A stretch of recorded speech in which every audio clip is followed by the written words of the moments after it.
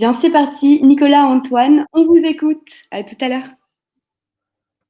Bonjour à toutes et à tous. Bonjour.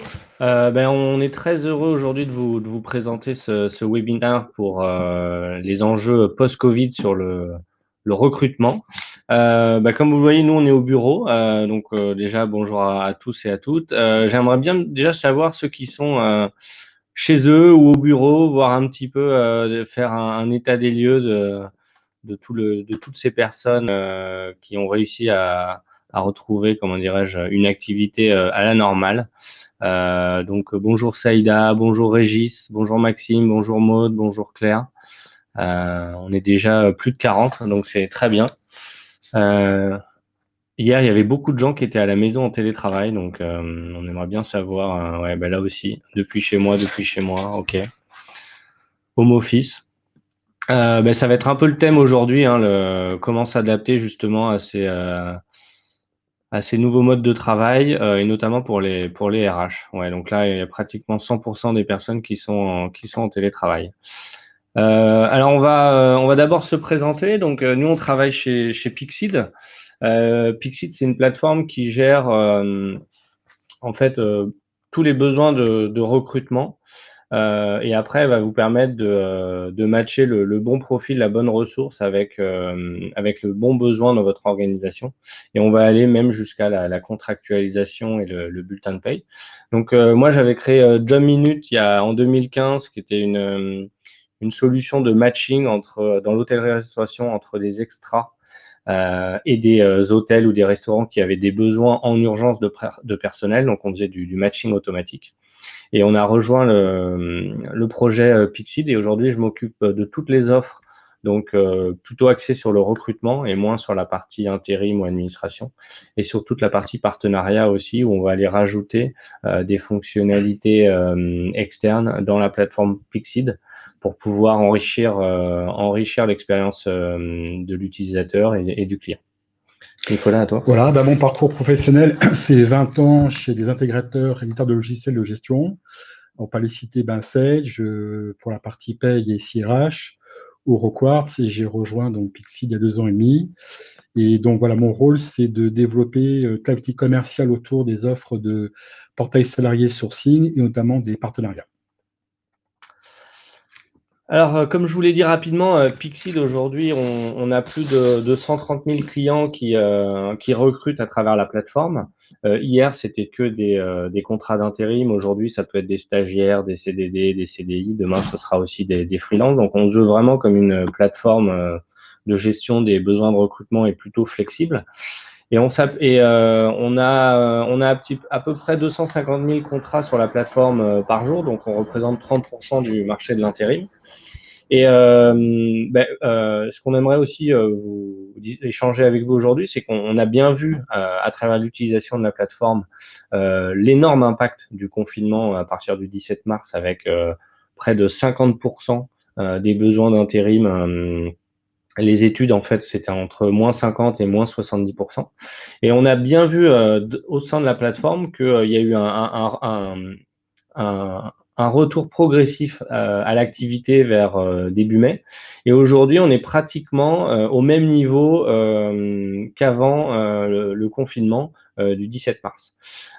Et ça, c'est pratiquement pour tous les secteurs d'activité. Alors, il y a des secteurs qui ont été plus impactés, mais aujourd'hui, on voit que tous les secteurs d'activité repartent. On s'aperçoit aussi que sur les job boards et sur Internet, il y a aussi un retour à la normale sur les besoins de recrutement avec les publications d'offres. Alors, il y a quelqu'un qui nous entend pas, c'est Anne-Gaëlle. J'espère que tout le monde m'entend. Excusez-moi, je regardais juste un petit peu les commentaires. On voit aussi qu'après, sur les job boards, il y avait eu moins 30% d'offres d'emploi et aujourd'hui, on est retrouvé aussi à la normale.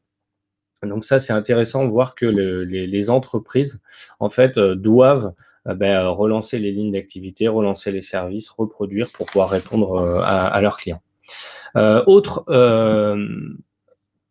comment dirais-je, caractéristique de tout ce qu'on voit à travers la plateforme, c'est ce besoin de flexibilité des entreprises parce qu'on a un raccourcissement des missions. On est encore dans un contexte qui est pas très sûr, qui est assez instable, et donc les entreprises ont vraiment besoin de flexibilité et donc raccourcir ces besoins de recrutement. Donc on le voit très bien à travers la plateforme. Et nous aujourd'hui tout le monde utilise de l'intérim en France, hein, tous les secteurs, que ce soit bancaire, industrie, BTP, logistique, agroalimentaire. Et on s'aperçoit que là, les premiers à repartir, ce sont les emplois un petit peu col bleu, flexibles, les intérimaires, les CDD. Et on peut faire le lien avec une étude de Clever Connect, là où on s'aperçoit que 40% des candidats qui ont le niveau bac reçoivent des offres d'emploi. Alors que des entreprises qui ont des profils qui sont plus diplômés, des bac plus 5, généralement ce type de recrutement est un petit peu repoussé dans la priorité des entreprises. Et donc on voit bien ce lien-là entre des métiers très opérationnels qui permettent d'accompagner la reprise là pour les entreprises. Aujourd'hui, les entreprises qui étaient équipées de solutions un petit peu digitales, elles peuvent ressolliciter leurs salariés ou leurs intérimaires ou leurs CDD, leur vivier interne, par des solutions digitales comme le SMS, le push sur les applications, ce qui permet, ça évite d'appeler tout le monde et d'être, comment dirais-je, de pas pouvoir en fait répondre favorablement aux opérationnels et aux managers qui ont besoin de force vive. On a aussi des clients qui ont dû, avec les RH qui étaient à la maison, gérer la partie contractuelle, collecter les pièces administratives des futurs salariés, des futurs intérimaires. Et donc là aussi, c'était assez compliqué à gérer à distance. Et donc, surtout qu'avec tous ces process où il fallait un masque, il fallait du produit pour se laver les mains. Donc là aussi, c'était assez difficile. Il faut aussi anticiper le fait que, comme il va y avoir besoin de plus de flexibilité, il va y avoir plus de volume parce que les missions sont courtes, et ce qui fait que la tâche administrative va être beaucoup plus importante parce que les volumes vont exploser. Donc, il va y avoir potentiellement plus besoin de voir les candidats. Il va falloir collecter plus de choses. Il va falloir signer beaucoup plus de contrats. Et donc là, en fait, il faut que les ressources humaines anticipent ce genre de choses pour pouvoir s'équiper et répondre aux besoins des entreprises. On s'aperçoit que dans ce contexte-là, le rôle RH est vraiment valorisé et il devient clé pour les entreprises. Il n'est pas uniquement administratif, mais il est vraiment vital pour gérer l'activité et pour servir les clients. Comme je l'ai dit, aujourd'hui, on s'aperçoit que sur cette partie flexibilité, il y a des études, la DARES, qui montrent que, en fait, 74% des entreprises font appel à d'anciens salariés pour des contrats courts. Et donc, on n'a pas besoin de recommencer le process de recrutement pour faire appel aux mêmes besoins dans 3 mois et au même profil. Il y a vraiment des grosses économies à aller chercher pour pas en fait devoir reposter des offres sur Internet, refaire des process de sélection, remettre tout le monde dans la boucle, et qu'on aurait beaucoup de choses à gagner, à aller ressolliciter les gens, à garder ce contact, à apporter une expérience un petit peu candidat beaucoup plus importante. On le verra plus tard. Et donc, on s'aperçoit aussi que beaucoup d'entreprises, généralement, ont un tas de CV sur un bureau. Ils ont des numéros dans leur téléphone. Ils n'arrivent pas, en fait, à avoir un outil collaboratif où ils partagent cette data sur ces candidats. Et ce qui font que, par exemple, une entreprise qui est à Neuilly, qui a pris quelqu'un pendant 2 mois là sur un poste d'agent polyvalent avec lequel ça s'est très bien passé, et bien en fait un site B par exemple à République pourrait prendre exactement cette même personne pour le mois de juillet, mais il partage pas cette information-là. Donc là aussi, même au sein de groupes, ça pourrait être beaucoup mieux piloté, beaucoup mieux partagé. Et donc, on voit bien aujourd'hui le rôle clé d'avoir des viviers qui puissent répondre assez rapidement pour des besoins en fait plutôt conjoncturels aux entreprises, et ça coûterait beaucoup moins cher. Donc, Antoine, je vais prendre le relais là sur cette présentation. En fait, aujourd'hui, il y a une question majeure qui se pose pour les entreprises. C'est lorsque le redémarrage de l'économie va avoir lieu, est-ce que je serai prêt? Et donc, notre président qui a accordé l'entretien à la presse écrite il y a 2, 3 semaines, en fait, disait clairement, aujourd'hui, en termes de recrutement, il faut impérativement anticiper le recrutement de vos ressources. Parce qu'en fait, il y a avoir 2 écueils qui vont, si vous voulez, survenir lors des recrutements. C'est lorsque vous allez avoir vos premières commandes de clients qui vont arriver. Si je suis en sous-effectif, je ne pourrai pas répondre à mes clients dans les délais voulus. Et donc, je risque de perdre des clients et je me mets en danger financièrement. Et l'autre écueil, c'est le sureffectif. C'est-à-dire que si j'ai trop de salariés et que je ne peux pas les employer de manière efficace et juste, je vais me retrouver avec des marges financières qui vont être rognées.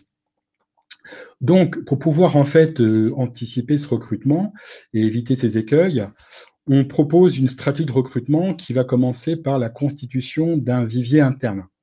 Alors, qu'est-ce que c'est un vivier interne? C'est un pool de talents dans lequel vous allez en fait être extrêmement large. Vous allez essayer d'identifier toutes les forces vives que sont par exemple les alternants, les contrats pro, les stagiaires, les CDD, des gens qui ont déjà travaillé au sein de l'entreprise. Et ces personnes, vous allez pouvoir les solliciter le moment venu, mais vous serez prêt, si vous voulez, pour au moment de la reprise économique. Et ensuite, une fois que ce vivier de talent est constitué, malheureusement, cela ne suffit pas. Il va falloir chercher à l'extérieur d'autres types de profils. Alors souvent, on est sur le cas de profils pénuriques, c'est-à-dire qu'on sait qu'on va être en tension sur un certain nombre de postes. Donc l'objectif, c'est d'aller à l'extérieur chercher sur les job boards des candidats. Mais l'idée, c'est pas uniquement prendre que les meilleurs candidats sur le poste, c'est de constituer un vivier à titre préventif. Alors, on a une expression chez Pixi, on appelle ça les silver medals, les médailles d'argent. Sur un process de recrutement, vous avez 10 CV. Si dans les 10 CV, vous en avez 3 qui matchent parfaitement avec le poste, vous dites, je vais prendre ces candidats.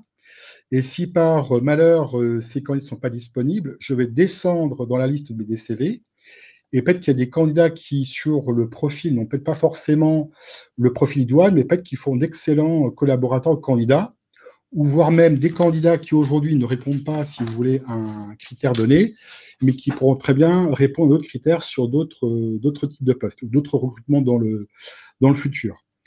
Et dernière étape, il faut absolument centraliser les données au sein d'une base, parce qu'aujourd'hui, on voit des clients, par exemple, qui ont une politique de recrutement très ambitieuse sur les alternants. Donc, les alternants, ils sont intégrés, ils sont formés, ils sont qualifiés. À la fin du contrat, ils sont opérationnels.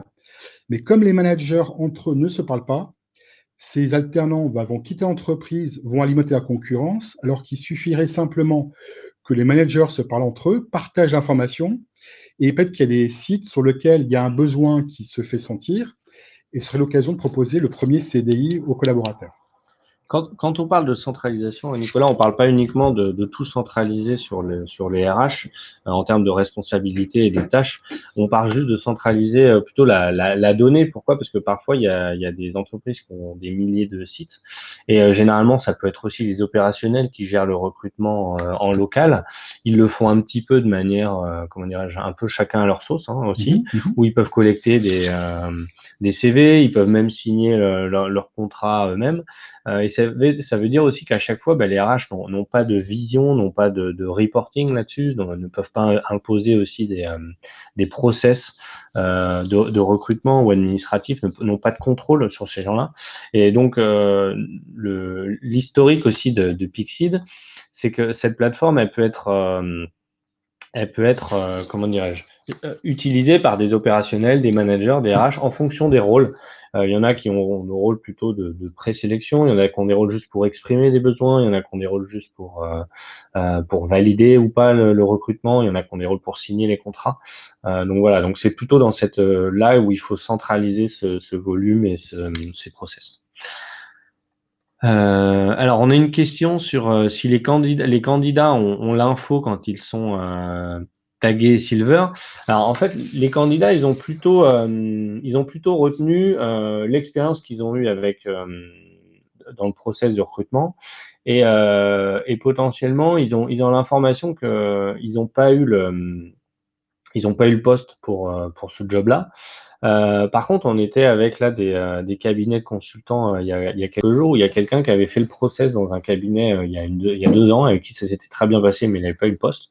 Et en fait, 2 ans plus tard, ils se sont recroisés, il a repostulé. Et c'est vrai que les RH ont gagné beaucoup de temps puisqu'ils avaient déjà collecté d'infos, des feedbacks sur lui. Et même lui, il avait gardé comment dirais-je, une bonne expérience de ces échanges avec les opérationnels, ce qui a aussi bien évidemment raccourci le process de recrutement et fait gagner du temps aux RH. Donc non, ils ont pas forcément l'info, mais par contre, côté recruteur et côté candidat, l'expérience est beaucoup plus enrichissante. Voilà. Une fois qu'on a déterminé la stratégie de recrutement, c'est-à-dire, voilà, on s'est dit, bon, on va constituer un vivier. Ensuite, on met en place une stratégie de recrutement externe. Chez Pixid, nous, on a identifié, en fait, 9 critères qui nous permettent d'identifier le bon candidat. Alors, on va notamment parler de recrutement d'urgence. Je vais expliquer pourquoi, en fait, le recrutement d'urgence peut être impacté fortement si on n'a pas anticipé un certain d'informations sur le candidat. Alors, le premier critère qu'on a retenu, c'est la disponibilité du candidat. On a beaucoup d'entreprises qui disent aujourd'hui, en fait, dans la vraie vie, c'est le fichier Excel. J'ai 50 noms appelés en une matinée, parce que souvent, les délais de recrutement sur des CDD, c'est une journée maximum. Et je dois faire 50 appels pour identifier éventuellement si le candidat est disponible pour la mission. Donc ça, aujourd'hui, cette information, on peut l'avoir en temps réel. Deuxième critère, et ça, c'est toujours un petit peu le cauchemar des RH, c'est le fameux dossier salarié, où les RH perdent beaucoup de temps à devoir réunir toutes les pièces administratives. Donc aujourd'hui, on peut anticiper ce type de document en ayant un dossier qui soit à jour et prêt pour le jour J. Et on n'attend pas 24 heures avant le jour du recrutement pour le constituer. Troisième critère, c'est la mobilité. Aujourd'hui, on sait, les études le montrent, qu'un salarié qui met plus de 3/4 d'heure de temps de trajet pour aller à son lieu de travail risque fort de pouvoir démissionner en cours de mission. Donc l'idée, c'est que si vous avez des contraintes horaires de prise de poste, on va pouvoir en fait identifier quels sont les collaborateurs qui sont le plus proches en termes de lieu géographique par rapport à la mission. Il y a aussi des secteurs où il y a des forts no-show le matin à 7h ou 8h dans les prises de poste. Et si on veut que quelqu'un arrive avant les 9h, il faut obligatoirement aussi solliciter des gens qui sont dans une zone géographique assez réduite. Donc, il faut pas aller après appeler des gens qui sont en effet à 2 heures de la mission parce que ça ne sera pas un recrutement avec succès pour l'opérationnel. Pour ce qui est de la formation, certification, on va souvent parler des CACES. C'est-à-dire qu'aujourd'hui, ça c'est toujours un peu l'écueil qu'on retrouve sur les recrutements, c'est mon CACES n'est plus à jour. Donc ne pas attendre que le CACES soit périmé pour pouvoir en fait embaucher la personne. Ensuite, tout ce qui est compétences, affaires, expérience, l'idée c'est que le candidat va être en capacité d'alimenter son propre dossier RH et faire part de compétences acquises, d'une formation en anglais, une formation dans le domaine, ce qui va permettre d'élargir sa polyvalence et permettre aux recruteurs potentiels de pouvoir le solliciter pour d'autres missions pour lesquelles il était prévu initialement. Un autre critère qui est l'exigence spécifique, là, ça, alors aujourd'hui, c'est aussi la possibilité qu'on va pouvoir donner au RH d'identifier, si vous voulez, des postes dits pénuriques. Alors, vous donnez un exemple très simple, les soudeurs. Un chantier ne peut pas commencer sous un soudeur et pourtant, ce sont des gens qui sont extrêmement prisés. Donc, quand on sait qu'on a une commande, un projet qui va démarrer et que sur ce projet, il y a un poste dont on sait qu'on est en tension, le système va pouvoir nous permettre en fait d'anticiper ce type de recrutement et d'avoir même un vivier à disposition pour avoir les ressources voulues le jour J. Souhait et centre d'intérêt, l'idée c'est qu'aujourd'hui vous postulez pour un poste de, je dirais de cariste. Demain, vous aimez être chauffeur livreur ou autre. En fait, on va donner la possibilité au candidat aussi de permettre de mettre en avant des centres d'intérêt pour que le recruteur potentiel puisse dire tiens, ce collaborateur pourrait très bien travailler sur une autre mission auquel j'ai pensé. Mobilité interne, alors ça, c'est un sujet qui est de plus en plus sensible au sein des entreprises. La mobilité interne, c'est la possibilité à un collaborateur de pouvoir changer de poste, d'effectuer des missions dans d'autres départements pour connaître l'entreprise sous d'autres aspects. C'est un moyen, je pense, très efficace pour fidéliser le collaborateur. Donc, je pense que c'est un sujet sur lequel beaucoup de RH planchent actuellement. Et c'est un sujet vraiment, je pense, à ne pas perdre de vue. Et le dernier point, alors qui est un critère extrêmement important, c'est les soft skills. Aujourd'hui, pour des salariés qui n'ont pas forcément de diplôme ou de contrôle de référence, le soft skill, c'est tout simplement la possibilité de pouvoir évaluer la qualité d'une mission, et non pas la qualité de la peine qu'il a faite, parce que derrière, vous allez pouvoir vraiment véritablement identifier les talents et les retenir. Vous voyez, si à chaque fois le collaborateur a des excellentes appréciations, non seulement l'information peut être partagée auprès des managers à l'interne, que si ça ils recrutent, ils le font en toute sécurité, mais en plus peut-être des gens sur lesquels on va peut-être avoir une action plus précise pour peut-être leur proposer un CDI par la suite. Et on s'aperçoit que toutes ces informations-là sont pas toujours dans le CV, et loin de là. Et en fait, les RH ont beaucoup de, comment dirais-je, ont beaucoup de difficultés à prendre des décisions sur des recrutements du fait qu'il y a beaucoup d'informations qui manquent. Et aujourd'hui, il faut savoir que dans les 3 derniers mois, là, toutes les embauches ont été faites pour 99% sans rencontre physique avec le candidat. Et donc, ce qui fait qu'il faut trouver des nouvelles, des nouveaux moyens de vérifier les soft skills, les hard skills, les compétences, les exigences, les documents, sans potentiellement rencontrer ces candidats. Aujourd'hui, c'est vrai que l'entretien physique, c'est toujours un petit peu la référence. Et si on demande à tous les recruteurs ici dans le forum, si ce sont des bons intervieweurs, tout le monde va nous dire oui. Aujourd'hui, nous, on croit vraiment qu'il y a d'autres informations qui pourraient permettre aux recruteurs de prendre la décision, et notamment quand il faut recruter vite et dans des volumes un peu plus importants.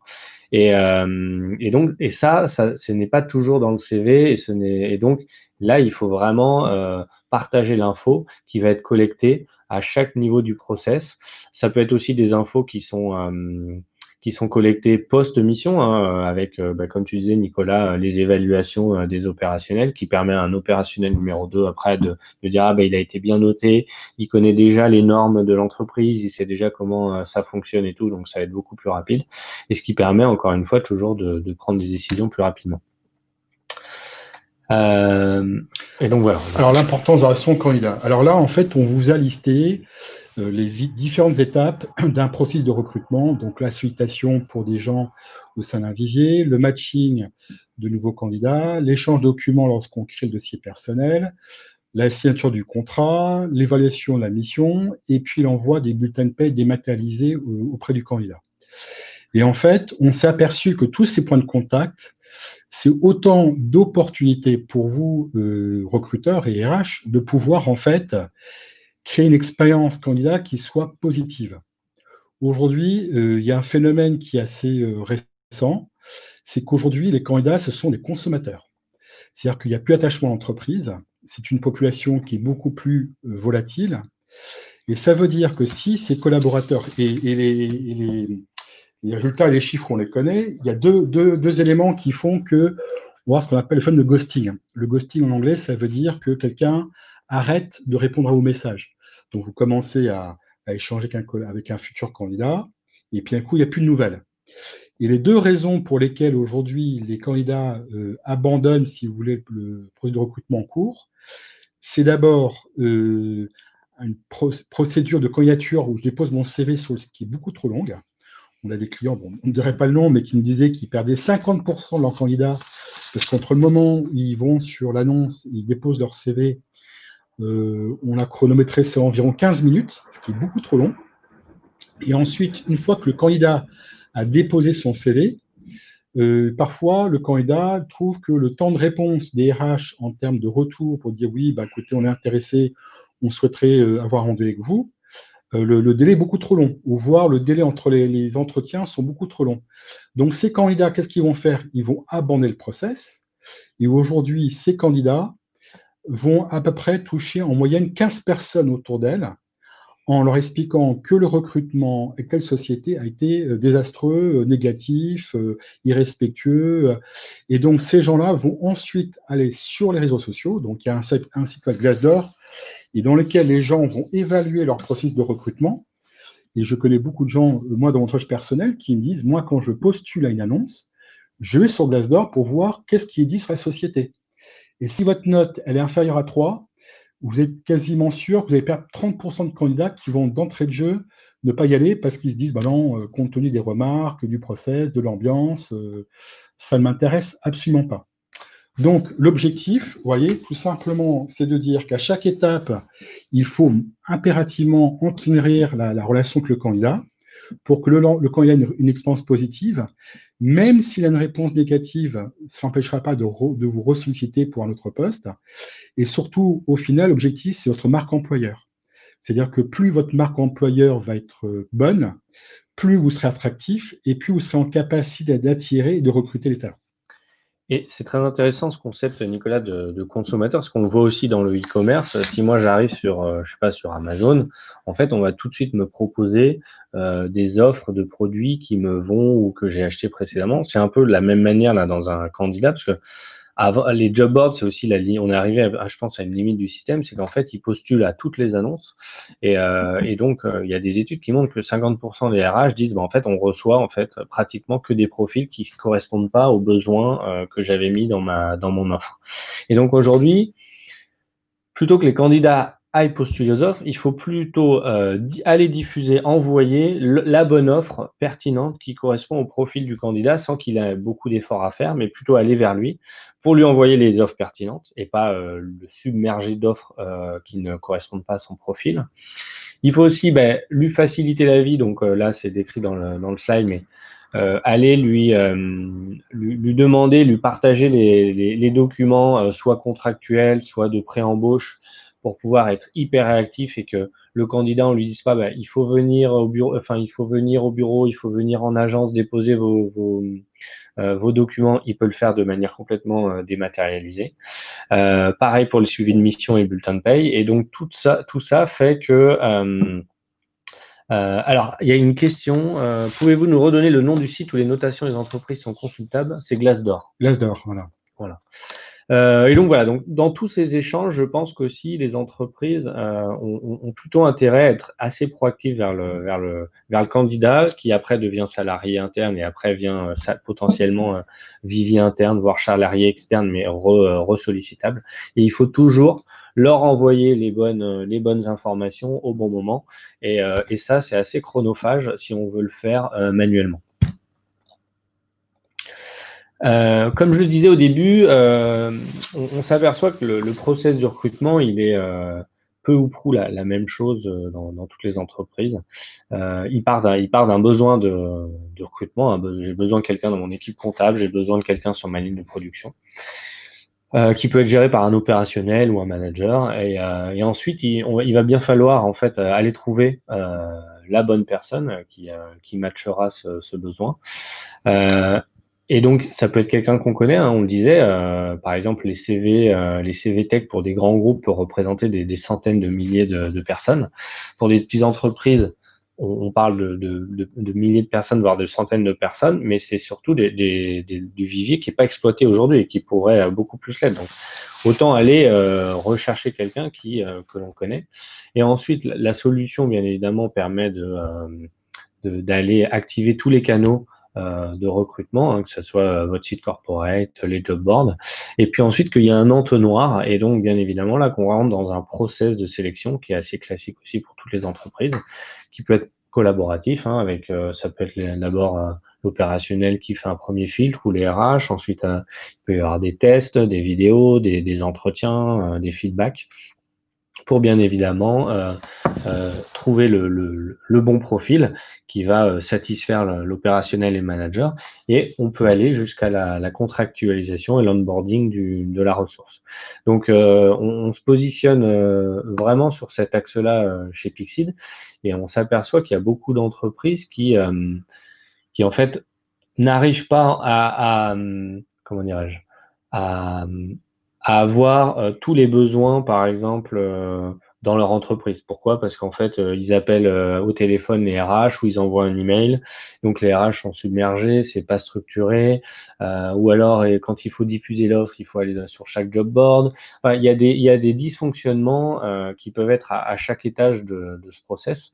Et le but, c'est vraiment d'accompagner les entreprises pour fluidifier ce process et être beaucoup plus efficace côté RH pour répondre aux exigences des opérationnels. Donc voilà un petit peu comment ça se décrit dans cette chose-là et toujours dans un contexte un peu post-Covid. Il faut justement donc automatiser, digitaliser. C'est vrai que ce mot digitaliser, tout le monde en a forcément entendu parler parce que tout le monde a pris des apéros online, des vidéos, de beaucoup de choses. Tout le monde a commencé à travailler en conf call, de manière en télétravail. Donc voilà, et pourquoi pas le faire aussi avec les candidats dans des process de recrutement. Et c'est ce dont on voulait un petit peu vous parler et ce que nous on aperçoit un petit peu du marché aujourd'hui. Donc, est-ce qu'il y a des questions? La parole maintenant vous est donnée parce qu'on a fait 30 minutes déjà, ça passe tellement vite. C'est bien, il y a entre 70 et 80 personnes, là 68 personnes sur le chat. On peut prendre les questions ou sinon, on a terminé le webinaire. On voudrait vous remercier de nous avoir donné l'opportunité Ouais, merci. de s'exprimer sur ce sujet très intéressant. On se tient à votre disposition si vous avez des questions complémentaires ou si vous avez des sujets avec lesquels vous aimeriez qu'on échange un peu plus en détail. Et puis, bonne journée à tous et à toutes.